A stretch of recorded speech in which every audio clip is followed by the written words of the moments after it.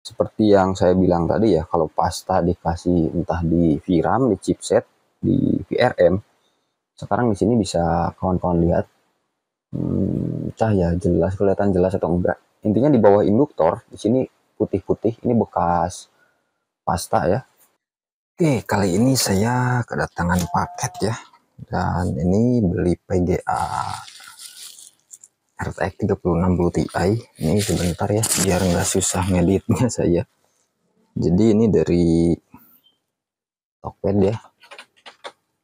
Sini Tokped RTX 3060 Ti 8GB.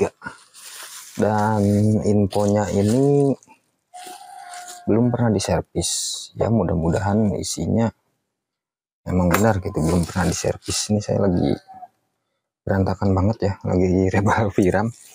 Habis nyempetin VRAM kanibalan dan lagi direbal.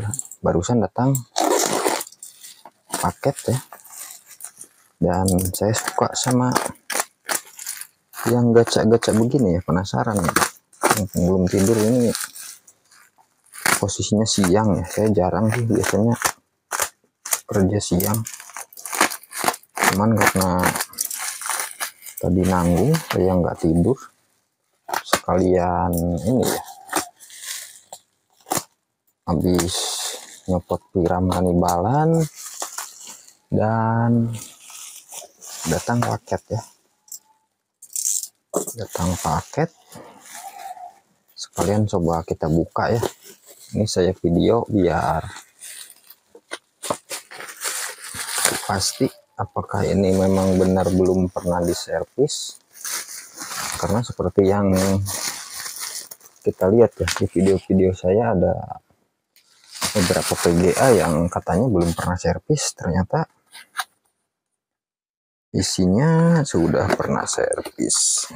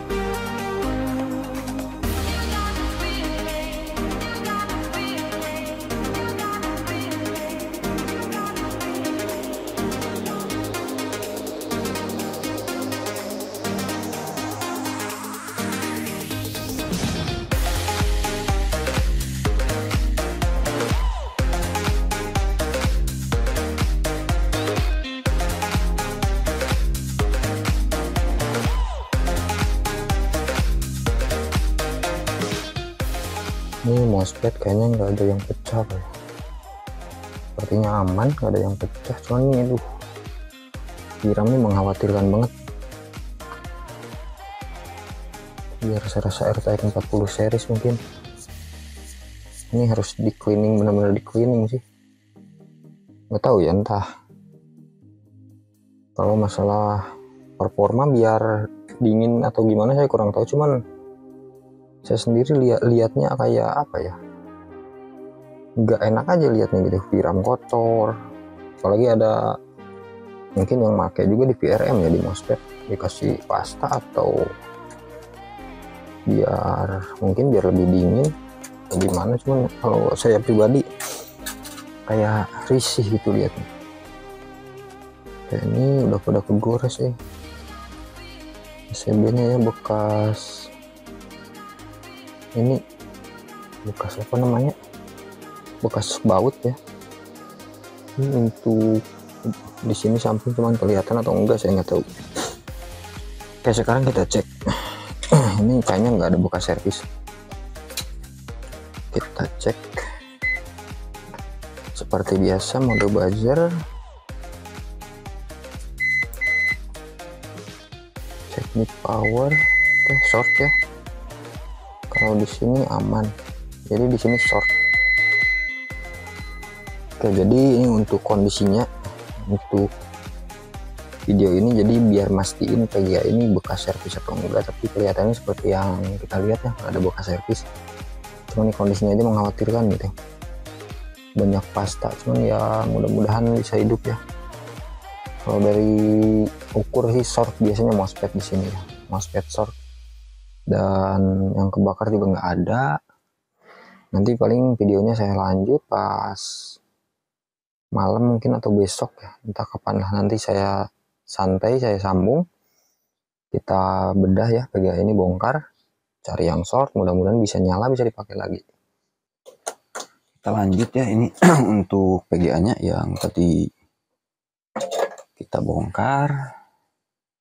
Ini udah saya cleaning karena saya jujur banget lihat apa namanya, lihat pasta di mana-mana ya, apalagi di VRAM sampai ke PCB kotor banget, nggak enak saya lihatnya. Saya cleaning, kita cek ulang ya buat mastiin ini benar-benar PGA yang tadi belum saya garap. Nah, ini masih short ya 12 volt di PCI aman. Oke, seperti biasa ya. Kalau untuk garap yang short seperti ini, karena ini kemungkinan besar ke MOSFET, oh ya, dan saya belum ukur di sini ya, belum tunjukin. Tadi sebenarnya saya sudah ukur pas habis cleaning di bagian memori ya, seperti biasa kita ukur, pastikan memori enggak short. Ini ada 18 ohm ya, sekitar 19 biasanya aman, sekitar 20 ohm ke atas aman, ini 19 harusnya aman ya, mudah-mudahan. Oke, saya akan angkat ya induktor seperti biasa, karena saya lebih enak angkat induktor karena kita bisa lihat apa namanya, bisa cek MOSFET mana yang kena ya. Kalau ada kawan saya yang bilang itu pengecekan PGA eceran gitu ya. Jadi ya bebas ya, bisa angkat MOSFET atau angkat induktor juga bebas.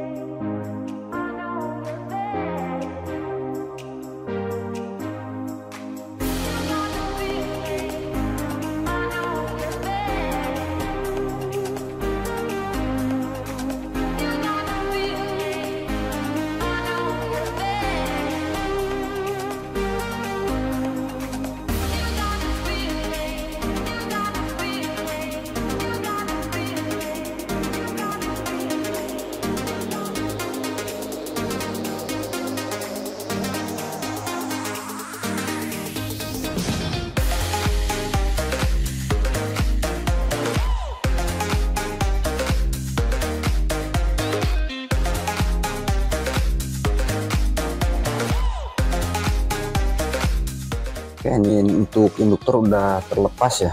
Nah, di sini seperti yang saya bilang tadi ya, kalau pasta dikasih entah di VRAM, di chipset, di VRM, sekarang di sini bisa kawan-kawan lihat cahaya jelas, kelihatan jelas atau enggak. Intinya di bawah induktor di sini putih-putih, ini bekas pasta ya. Entah kelihatan jelas atau enggak, mudah-mudahan kelihatan jelas. Di sini banyak banget. Nah, kenapa saya bilang enggak nyaranin kayak dikasih pasta, buat saya pribadi lah, intinya kayak risih gitu lihatnya, nggak suka. Kenapa? Karena ini alasannya, sekarang kita tahu induktor ini cuma punya dua kaki dan sekecil ini.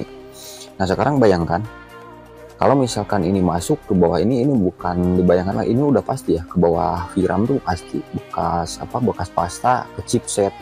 Bayangin sekotor ini di bagian komponen yang sebesar ini, kakinya kecil-kecil yang lebih banyak ya.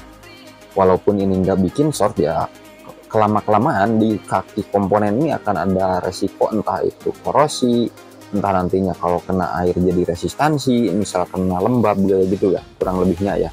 Ini hanya contoh simpel, cuman ya kawan-kawan yang menilai sendiri ya, gimana bagusnya ya silahkan. Ini saya cuma nunjukin kalau misalkan si PGA ini dikasih pasta berlebih ya, apalagi kalau dikasih di VRAM atau di VRM ya. Dan mohon maaf juga ya, ini tadi pas record awal tuh gerimis, sekarang hujan ya. Kalau misalkan kedengeran hujan ya anggaplah itu instrumen gitu. Oke, lanjut ya untuk pengecekan seperti biasa menggunakan mode buzzer ya. Nah, mungkin di sini ada juga yang berpendapat wah ribet banget gitu kalau misalkan harus harus lepas induktor itu susah, lepas induktor, lepas elko itu susah. Nah, cuman ya balik lagi, mau lepas MOSFET silahkan, balik lagi sama apa ya, enaknya gitu kawan-kawan. Cuman kalau misalkan nanya sarannya yang enak, gak apa-apa dulu kalau misalkan baru mau belajar ya. Kalau saran saya lepas induktor. Kenapa? Karena kalau kita lepas induktor ya, cuman sekali lagi ya, ini jangan di barang orang lain ya. Kita belilah PGA rusak gitu kalau misalkan mau belajar buat lepas, kayak lepas induktor, belajar dari seri-seri PGA lawas gitu, yang murah lah, intinya yang murah, yang beli murah buat nyoba. Nah, kok kelebihannya apa kalau misalkan kita lepas induktor? Kalau menurut saya pribadi, misalnya kita dapat PGA yang kasusnya itu contoh coil wine gitu yang bunyi, kita mau ganti induktor. Nah, kalau kita udah belajar coba lepas induktor di kasus yang short, entah kita dapat apa kasus yang penggantian induktor nantinya, atau mungkin penggantian elko yang posisinya ya sama seperti induktor ini ya, model dari bawah, kita udah bisa gitu, lebih gampang. Nah, itu menurut saya ya kelebihannya.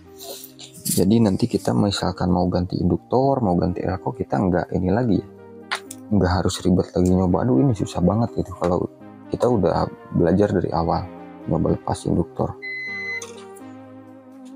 Dan MOSFET pun dengan kalau misalkan kita baru nyoba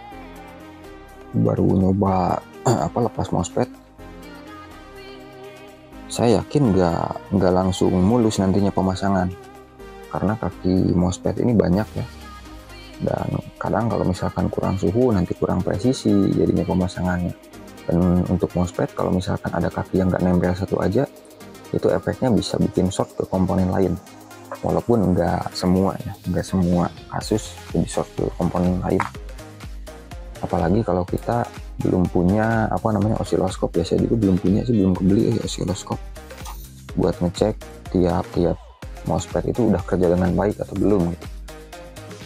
Saya pun belum punya ya untuk osiloskop ya. Insya Allah ya kedepannya ada rezeki nanti beli alat-alat lebih lengkap. Oke, saya lanjut dulu ya untuk lepas MOSFET, dan saya coba ganti nanti.